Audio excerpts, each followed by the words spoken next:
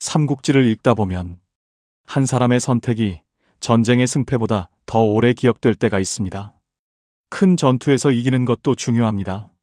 나라를 얻는 것도 중요합니다. 하지만 사람들의 마음에 남는 장면은 때로 전쟁이 끝난 뒤 아주 짧은 순간에 만들어집니다. 그 대표적인 장면이 바로 화영도입니다. 화영도. 적벽대전에서 크게 패한 조조가 도망치던 길, 그리고 그 길목을 지키고 있던 관우. 조조는 유비의 적이었습니다. 조조는 삼국지에서 가장 강력한 권력자였고 유비 세력을 끊임없이 위협했던 인물입니다. 그런데 관우는 그 조조를 잡을 수 있는 순간에 놓아줍니다. 왜 그랬을까요? 관우가 어리석었던 걸까요? 아니면 의리를 지킨 걸까요? 혹은 제갈량은 애초에 관우가 조조를 놓아줄 것을 알고 있었을까요? 오늘은 삼국지 사건 30편 화영도에서 관우가 왜 조조를 놓아주었는지 그 의미를 쉽게 풀어보겠습니다. 먼저 화영도 사건은 적벽대전 직후에 벌어집니다. 적벽대전은 삼국지에서 가장 유명한 전투 중 하나입니다. 북방을 장악한 조조는 거대한 군대를 이끌고 남쪽으로 내려옵니다. 그의 목표는 형주를 장악하고 손권의 강동까지 압박해 천하를 사실상 하나로 묶는 것이었습니다.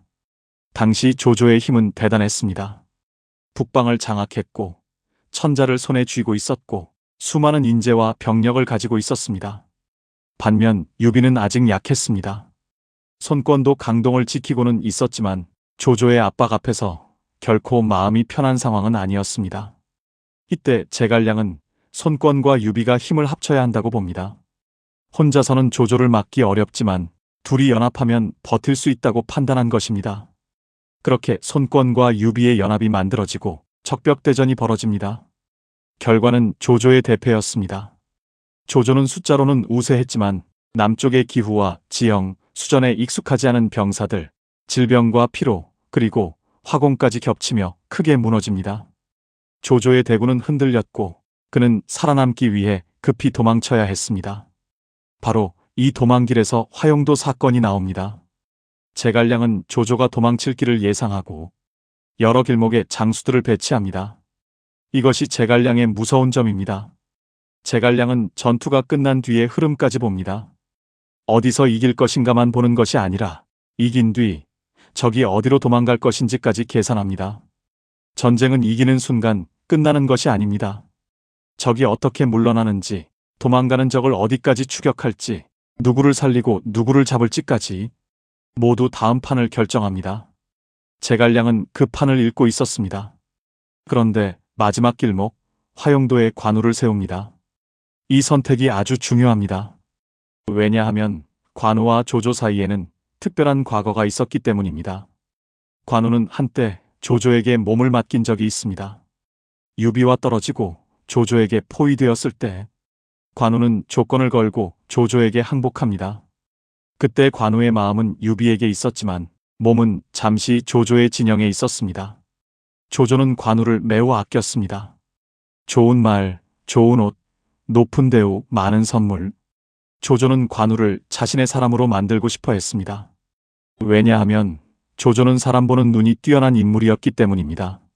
그는 관우가 단순히 힘센 장수가 아니라 신뢰와 기품을 가진 드문 인물이라는 것을 알았습니다. 조조는 관우를 얻고 싶었습니다. 하지만 관우는 끝내 유비에게 돌아갑니다. 조조의 대우가 부족해서가 아니었습니다. 조조가 싫어서만도 아니었습니다. 관우에게는 마음의 주인이 따로 있었기 때문입니다. 그 주인은 유비였습니다.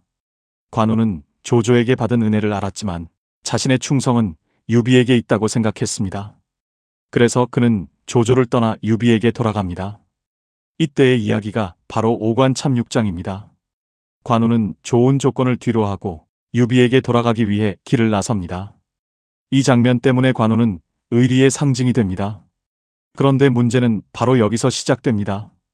관우는 조조에게 은혜를 입었습니다. 조조는 관우를 죽이지 않았고 오히려 급진히 대접했습니다. 관우도 그 은혜를 모르지 않았습니다. 그러니 화영도에서 조조를 만났을 때 관우의 마음은 단순할 수 없었습니다. 눈앞에 있는 사람은 적입니다. 하지만 동시에 자신에게 은혜를 베푼 사람입니다. 조조를 잡으면 유비 진영에는 큰 공이 됩니다. 삼국지의 판도 크게 바뀔 수 있습니다. 그러나 조조를 베는 순간 관우는 자신이 받은 은혜를 끊어내야 합니다. 바로 이 지점에서 관우의 갈등이 시작됩니다. 화영도에서 조조는 처참한 상태였습니다. 적벽대전에서 크게 패했고 군사들은 지쳤고 비와 지늘길, 굶주림과 피로가 겹쳐 있었습니다. 조조에게 남은 것은 예전의 위험이 아니라 살아남아야 한다는 절박함이었습니다. 그 길목에 관우가 나타납니다. 조조 입장에서는 두려운 순간입니다. 관우는 강합니다. 그리고 조조를 잡을 명분도 있습니다. 그런데 조조는 관우에게 과거의 은혜를 이야기합니다. 자신이 관우를 어떻게 대우했는지, 관우가 자신에게 어떤 빚을 지고 있는지, 그리고 두 사람 사이에 어떤 인연이 있었는지를 떠올리게 합니다. 이것은 조조다운 행동입니다. 조조는 마지막 순간에도 사람의 마음을 움직이려 합니다. 칼로 안 되면 말로 움직이고 힘으로 안 되면 과거의 정으로 흔듭니다. 조조는 자신이 관우에게 베푼 은혜가 언젠가 무기가 될 수 있다는 것을 알고 있었을지도 모릅니다. 이것이 조조의 무서움입니다. 조조는 단순히 사람을 잘 쓰는 것이 아닙니다. 사람의 마음에 빚을 남기는 법을 압니다. 그리고 그 빚은 언젠가 결정적인 순간에 힘을 발휘합니다. 화영도에서 바로 그 일이 벌어집니다. 관우는 흔들립니다. 그는 유비의 장수입니다. 조조는 적입니다. 잡아야 하는 것이 맞습니다. 하지만 관우는 받은 은혜를 모른 척하지 못합니다. 그는 조조를 놓아줍니다. 이 장면이 바로 화영도의 핵심입니다. 그렇다면 관우의 선택은 옳았을까요? 이 질문은 단순하지 않습니다. 의리의 관점에서 보면 관우는 자신의 도리를 지킨 것입니다. 관우는 은혜를 입은 사람에게 칼을 들이대지 못했습니다. 그는 자신이 받은 대우와 조조의 배려를 기억했습니다. 사람으로 보면 아름다운 장면입니다. 세상에는 받은 은혜를 쉽게 잊는 사람도 많습니다. 필요할 때는 웃으며 받고 자기에게 불리해지면 모른 척하는 사람도 많습니다. 그런데 관우는 그러지 않았습니다. 조조가 적이라 해도 자신에게 베푼 은혜를 기억했습니다. 이 점에서 관우는 품격 있는 사람입니다. 하지만 전략의 관점에서 보면 이야기가 달라집니다. 조조는 유비에게 가장 큰 위협입니다. 조조를 잡을 기회를 놓친 것은 엄청난 손실일 수 있습니다. 적벽대전으로 조조가 무너진 상황에서 그를 완전히 제거했다면 천하의 판은 크게 달라졌을지도 모릅니다. 유비와 손권 입장에서는 조조를 살려보내는 것이 결코 유리한 선택만은 아니었습니다. 그러니 화영도는 관우의 의리가 빛나는 장면이면서도 동시에 전략적으로는 위험한 선택입니다. 이것이 삼국지가 재미있는 이유입니다. 한 사건 안에 두 가지 해석이 함께 있습니다. 인간적으로는 아름답지만 정치적으로는 아쉬울 수 있습니다. 의리로는 멋지지만 전략으로는 실수일 수 있습니다. 관우라는 인물은 늘 이렇게 복잡합니다. 관우는 의리의 상징입니다. 하지만 그 의리가 때로는 조직 전체의 전략과 충돌합니다. 관우는 믿을 수 있는 사람입니다. 하지만 그 믿음이 너무 강해질 때 판 전체를 흔드는 선택을 하기도 합니다. 화영도는 바로 그 관우의 장점과 한계를 동시에 보여줍니다. 그런데 여기서 제갈량을 빼놓을 수 없습니다. 제갈량은 정말 관우가 조조를 놓아줄 것을 몰랐을까요? 삼국지 연의에서는 제갈량이 관우의 마음을 어느 정도 알고 있었던 것처럼 그려집니다. 제갈량은 관우가 조조에게 은혜를 입었다는 사실을 압니다. 관우가 받은 은혜를 외면하지 못하는 사람이라는 것도 압니다. 그런데도 화영도에 관우를 보냅니다. 이것은 아주 흥미로운 선택입니다. 만약 반드시 조조를 잡아야 했다면 제갈량은 다른 장수를 보냈을 수도 있습니다. 조은을 보낼 수도 있고 장비를 보낼 수도 있습니다. 특히 장비였다면 조조를 놓아줄 가능성이 훨씬 낮았을 것입니다. 그런데 제갈량은 관우를 보냅니다. 그렇다면 제갈량은 조조를 반드시 죽이는 것보다 다른 계산을 하고 있었을 가능성이 있습니다. 당시 조조가 완전히 사라지면 어떻게 될까요? 북방의 힘이 무너지면서 손권이 지나치게 강해질 수도 있습니다. 유비는 아직 기반이 약했습니다. 손권과 유비는 연합했지만 그 연합은 영원한 우정이 아닙니다. 공통의 적 조조가 있었기 때문에 잠시 손을 잡은 것입니다. 만약 조조가 사라지면 그 다음 갈등은 유비와 손권 사이에서 생길 수 있습니다. 제갈량은 천하를 셋으로 나누는 큰 그림을 보고 있었습니다. 위, 촉, 오의 균형. 이 균형 속에서 유비가 성장할 시간을 벌어야 했습니다. 그렇다면 조조가 완전히 사라지는 것이 반드시 유비에게 유리하다고만 볼 수는 없습니다. 물론 이것은 해석입니다. 하지만 삼국지를 전략적으로 읽을 때 화용도는 단순히 관우가 실수한 장면으로만 볼 수 없습니다. 제갈량의 판짜기, 조조의 생존력, 관우의 의리, 유비 세력의 약한 기반이 모두 얽힌 장면입니다. 그렇다면 관우는 왜 조조를 놓아주었을까요? 첫째, 받은 은혜를 잊지 못했기 때문입니다. 관우는 조조에게 마음을 바치지는 않았지만 은혜를 입은 것은 사실입니다. 조조는 관우를 죽일 수도 있었지만 살렸고 그를 낮게 대하지 않고 높게 대우했습니다. 관우 같은 사람에게 이런 은혜는 가볍지 않습니다. 둘째, 관우는 자신의 이름을 지키는 사람이었습니다. 관우에게 중요한 것은 단순한 승리가 아닙니다. 어떤 사람으로 남을 것인가가 중요했습니다. 그는 조조를 잡아 공을 세울 수 있었습니다. 하지만 그 순간 자신이 받은 은혜를 배신한 사람처럼 보일 수도 있었습니다. 관우는 그런 선택을 하지 못했습니다. 셋째, 조조는 사람의 마음을 흔드는 데 능했습니다. 조조는 자신의 처지를 알고 있었습니다. 힘으로 뚫기 어렵다면 감정과 기억을 건드려야 했습니다. 그는 관우에게 과거를 떠올리게 했고 관우는 결국 그 마음의 빚을 외면하지 못했습니다. 넷째, 제갈량의 계산이 깔려 있었을 가능성도 있습니다. 제갈량은 관우의 성격을 알고 있었습니다. 그리고 조조가 살아남는 것이 당시 삼국의 균형에 필요하다고 봤을 수도 있습니다. 그래서 화용도는 단순한 우연이나 실수로만 보기 어렵습니다. 이 사건은 오늘날에도 많은 교훈을 줍니다.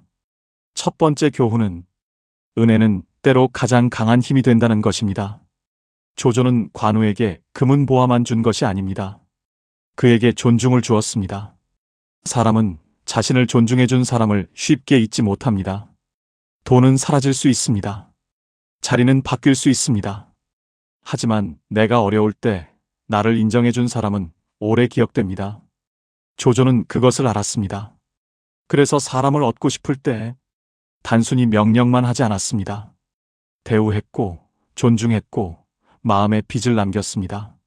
두 번째 교훈은 의리는 아름답지만 전략과 충돌할 수 있다는 것입니다. 관우의 선택은 인간적으로 멋집니다. 하지만 조직의 관점에서는 위험할 수 있습니다. 리더는 사람의 마음도 봐야 하지만 전체판도 봐야 합니다. 내 개인의 의리와 조직의 목표가 부딪힐 때 어떤 선택을 할 것인가? 이것은 매우 어려운 문제입니다. 관우는 개인의 의리를 선택했습니다. 그래서 그는 더 관우다워졌지만 동시에 전략적 한계도 보여주었습니다. 세 번째 교훈은 사람은 자신의 성격대로 결정적인 선택을 한다는 것입니다. 관우는 관우다운 선택을 했습니다. 장비라면 달랐을 것입니다. 조언이라면 또 달랐을 수 있습니다. 제갈량이라면 감정보다 판을 먼저 봤을 것입니다. 조조라면 은혜도 전략으로 사용했을 것입니다. 사람은 위기 때 본성이 드러납니다. 관우의 본성은 의리와 명예였습니다. 그래서 그는 조조를 놓아주었습니다. 네 번째 교훈은 큰 판에서는 적도 필요할 수 있다는 것입니다. 이 말은 조금 차갑게 들릴 수 있습니다. 하지만 정치와 전략의 세계에서는 절대 강자가 하나만 남는 것이 항상 좋은 것은 아닙니다. 균형이 있어야 성장할 시간이 생깁니다. 경쟁자가 있어야 연합도 유지됩니다. 공통의 적이 있어야 내부가 뭉치기도 합니다. 조조가 살아남았기 때문에 삼국의 균형은 계속 이어집니다. 이후 유비는 촉을 차지할 기회를 얻게 되고 손권은 강동을 유지하며 조조는 북방의 강자로 남습니다. 그렇게 삼국지의 본격적인 구도가 만들어집니다. 화용도는 그래서 단순한 감동 장면이 아닙니다. 삼국지의 균형이 이어지는 장면입니다. 관우는 조조를 놓아주었고 조조는 살아남았고 천하는 다시 세 갈래의 흐름으로 움직이기 시작합니다. 여기서 관우를 다시 봐야 합니다. 관우는 훌륭한 사람입니다. 받은 은혜를 알고 신의를 중시하고 자기 이름을 지키려 합니다.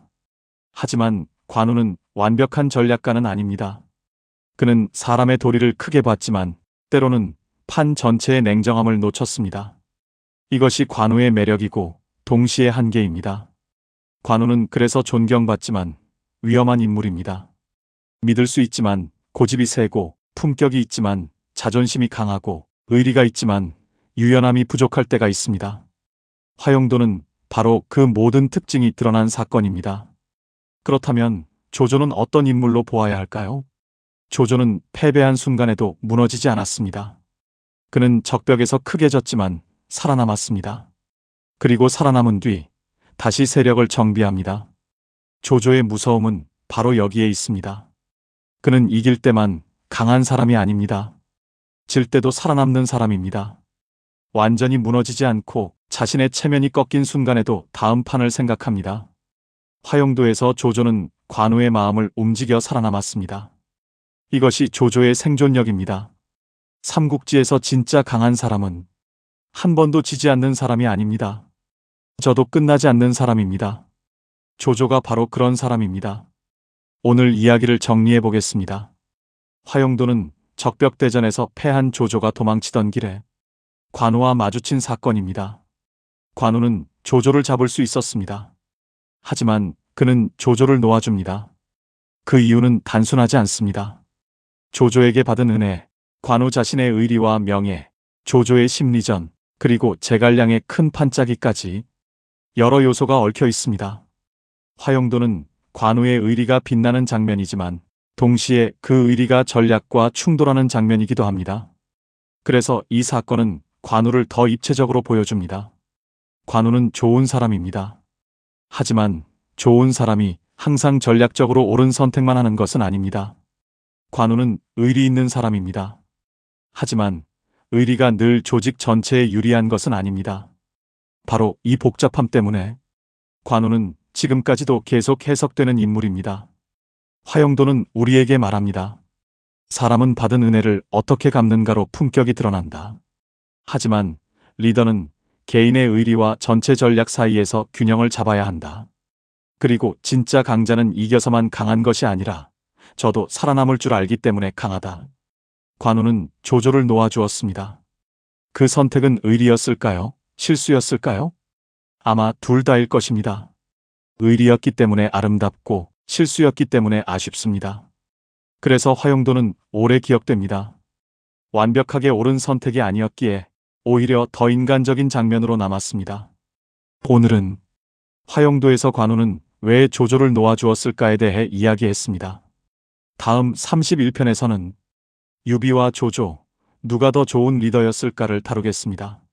사람을 품는 유비와 성과를 만드는 조조, 두 사람의 리더십은 완전히 달랐습니다. 과연 좋은 리더란 무엇일까요? 다음 편에서 이어가겠습니다.